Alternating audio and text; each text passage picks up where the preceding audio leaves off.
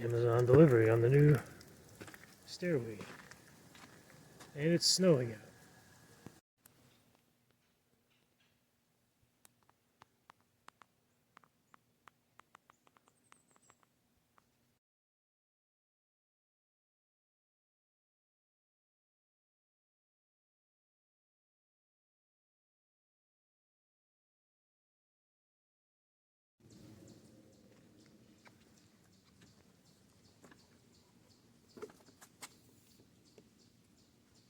Nice and straight.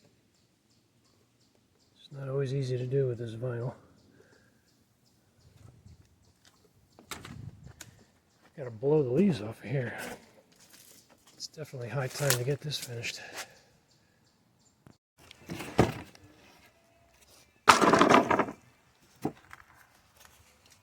Look, Mom, no tools. Is this possibly a little dangerous to walk on? I'd say maybe it was. Oh, we found the door with a nail. Nope, not that one. Nope, not that one. Nope, not that one. Nope, not that one.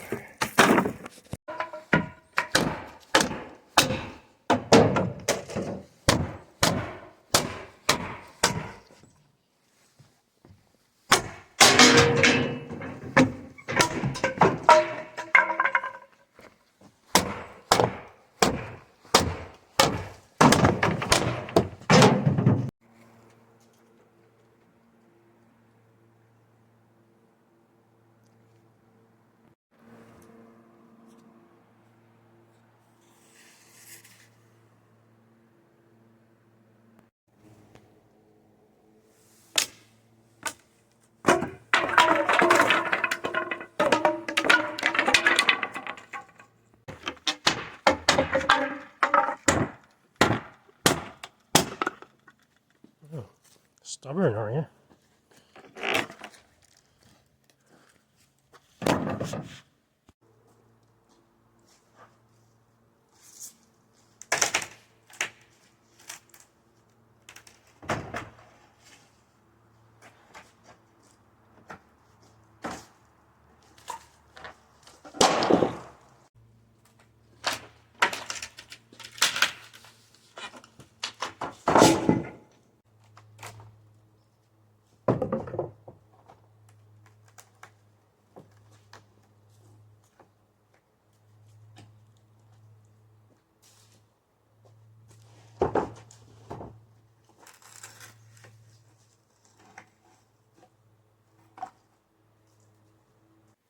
So we got eye joists, and we got no eye joists.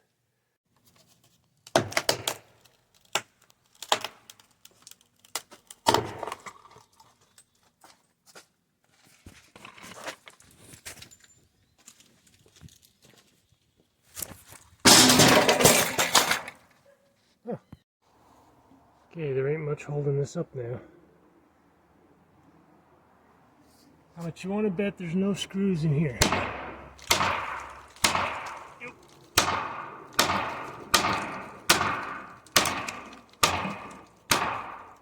Nothing.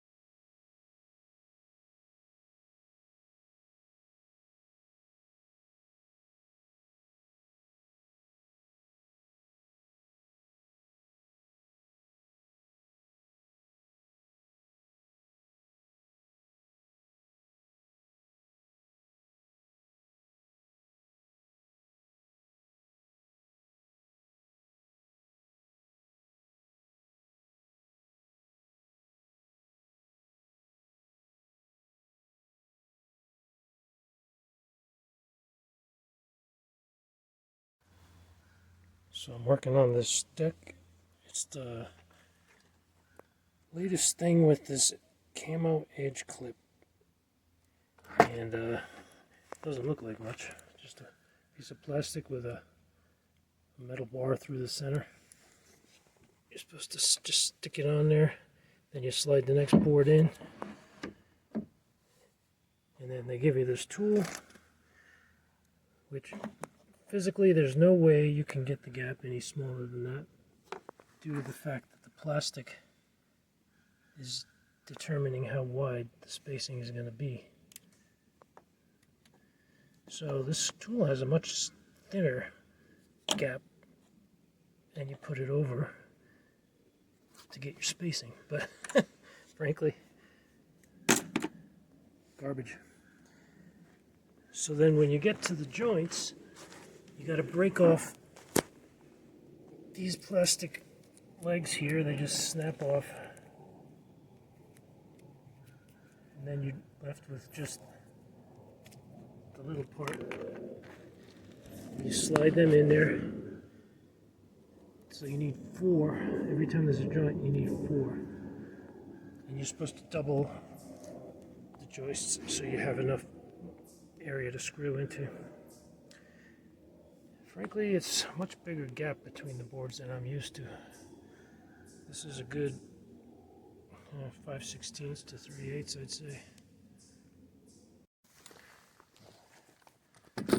Doesn't help that these boards are so wavy because of the way they store them, but anyways, a lot of times you end up dropping the ones on the end here. Usually I put them in last. But I got this halfway on the joist.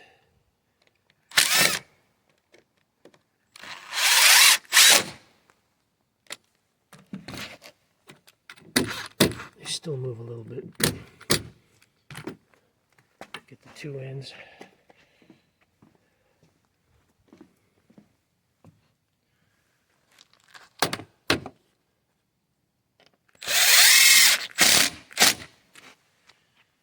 And of course you gotta press it together in the middle here.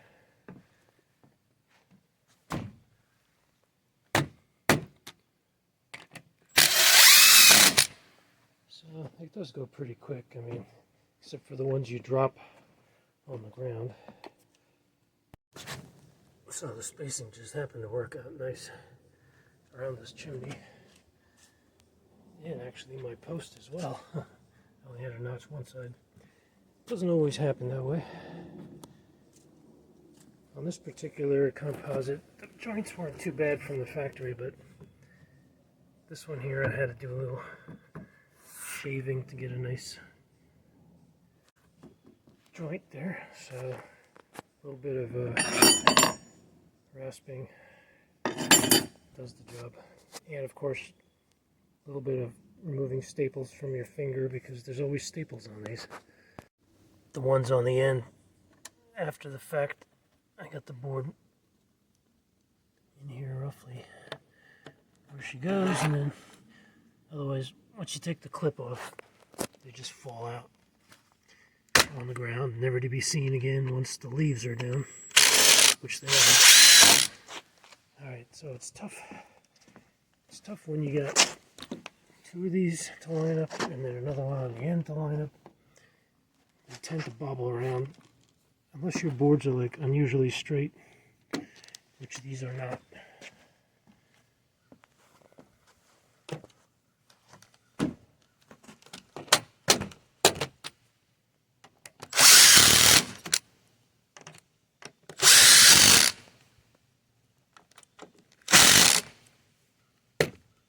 Now, if these are actually going to stay tight like that, I don't know. Chances are they're going to slide. Normally I would have screwed these down like using those trapeze screws, but nowadays they use plugs, and they have special screws where you can completely hide them.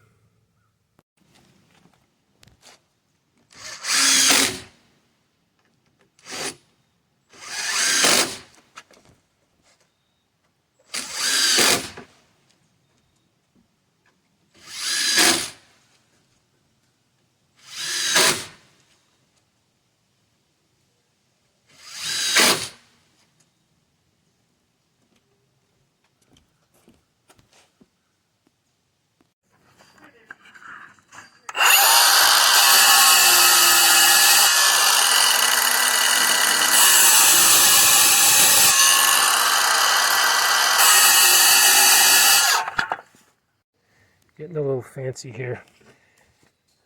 I don't usually do this. Gotta finish it off with the Sawzall. Now that I plunge cut deep enough, I can get in there.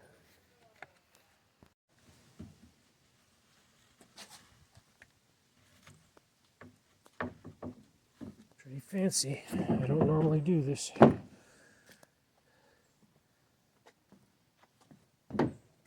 Just doing it to show off, I guess. I had to spread the board on the other end. Let's see if I can get these clips in here still. It's not so easy. They take a lot of room. Alright, yeah, that's all I need is that one. The other one I can get from the outside edge. The rest of these should go right in.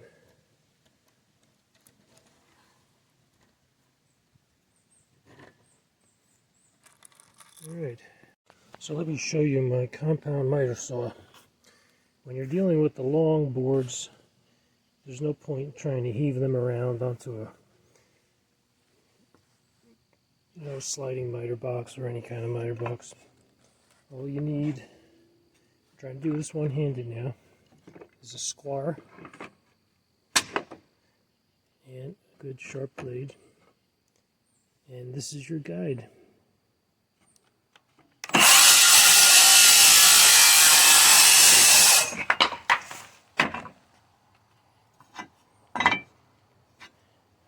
Okay, don't look at that. It's because I was using my foot. Hey bartender, slide me down another one of those boards. Board tender.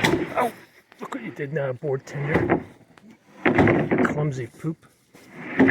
Okay, this bar needs some wax. Well, if these boards didn't look like they were stored on a roller coaster track or the back of a pregnant camel, this would go a lot easier. Other than that, I just about finished this in, I guess, 5 hours. It's 10 by 25. I think I might get it done today.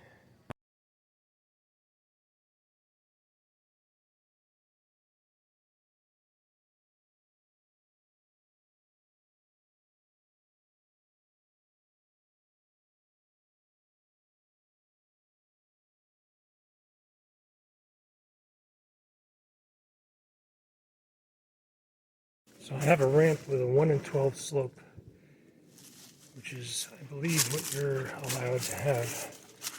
And of course, these brackets are not going to be made for that. They're level brackets. But if you file away, like a little on the bottom edge, and then a little on the back top edge, just to get some of these nibs out of here, put a little chamfer on there, they do go on. And as far as the balusters, you got enough wiggle room, you can get away with that.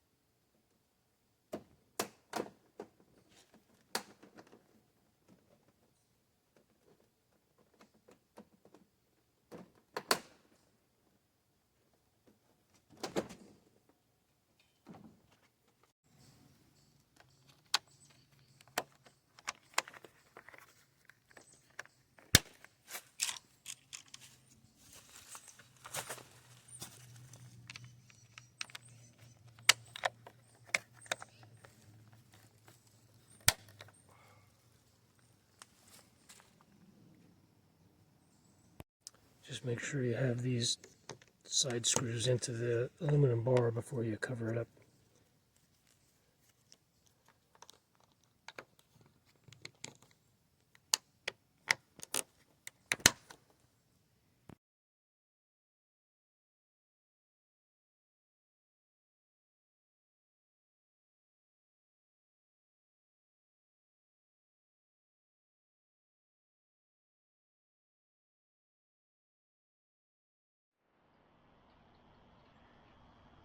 So we got our laser level,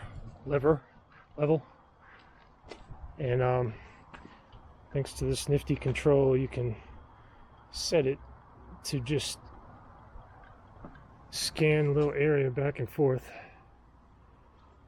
Where is it? Right there. And then you can increase the sweep.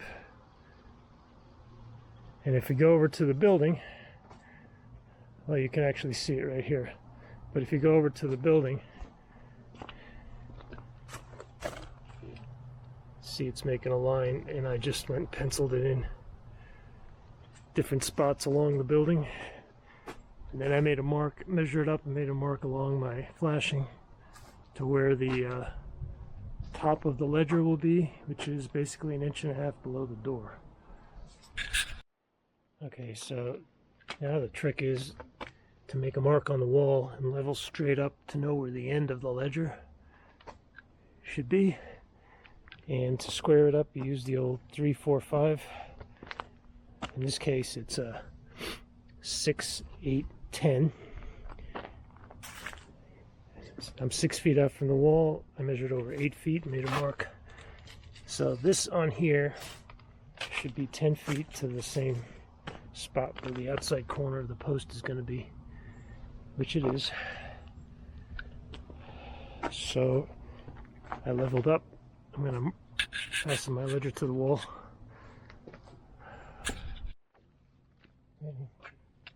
Got a couple of screws started on the beam here. Ledger.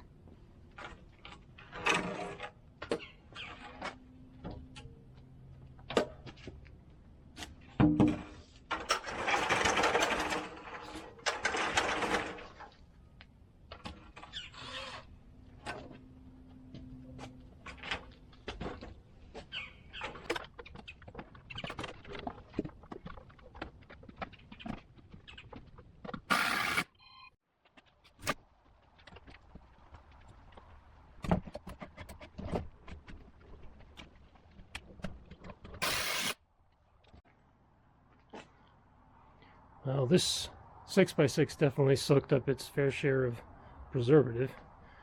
Quite green. So what I'm going to do is I'm going to set it on the corner here. Hopefully the bracket will keep it in place for a few minutes while I check the height.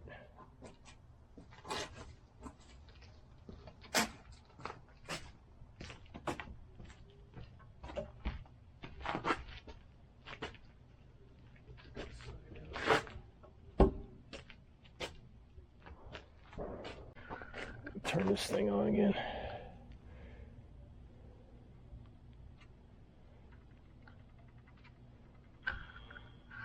It's supposed to be self-leveling. Hope it's still correct. What I'll do, I'll check this again. You know it's 51. And there's going to be a beam sitting on top of here that measures 9 1/4. So what we're going to do is subtract 51 minus 9 1/4.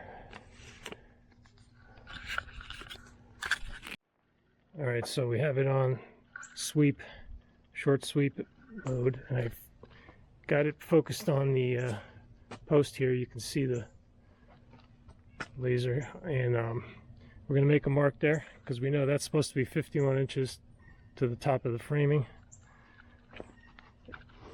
So basically if we subtract 9 1/4, which is the thickness of these beams here, that should give us the height. That's actually 9 1/2. That should give us the height to cut the top of this off. Okay, so 51 minus 9 1/2 is 41 1/2. So from the laser mark, measured 41 1/2 to the end. Luckily this is just long enough to make it, but I knew that ahead of time, so that's why I actually made these footers a little bit higher out of the ground, so I wouldn't have to buy a 10-footer.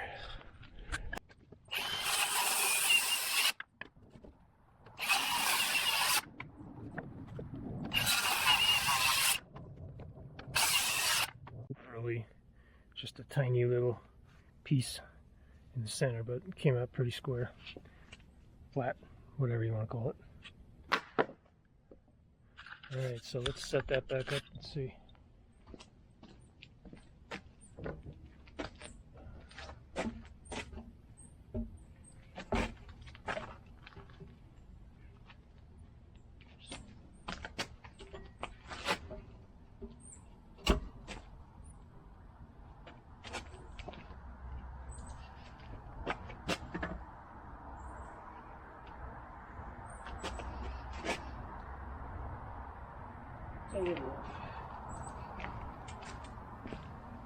I leveled those bases before, so it's pretty close. Alright, 2 posts done. I'm on the last one right now. Just made a mark. So I'm going to go up 41.5, cut this last one off.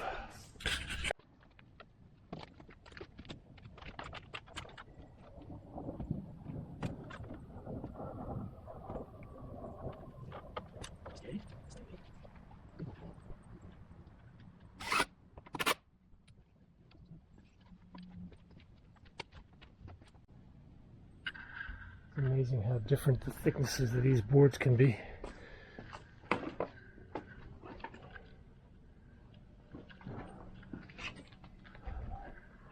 Alright, put a screw in this end and then it's lunchtime.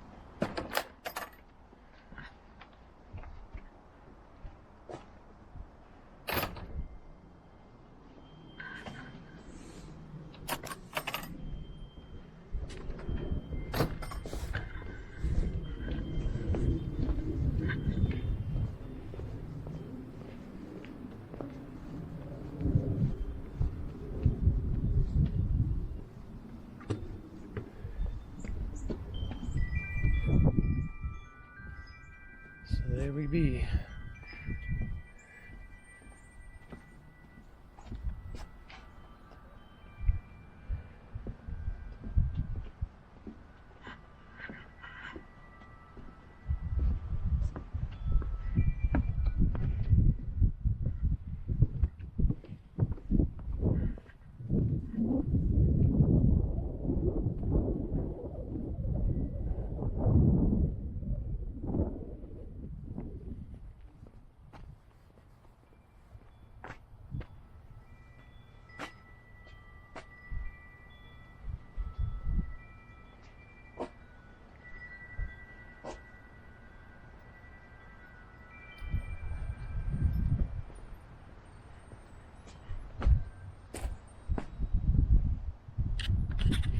Hey, board tender.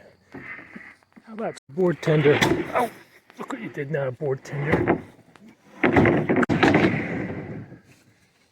But not too far.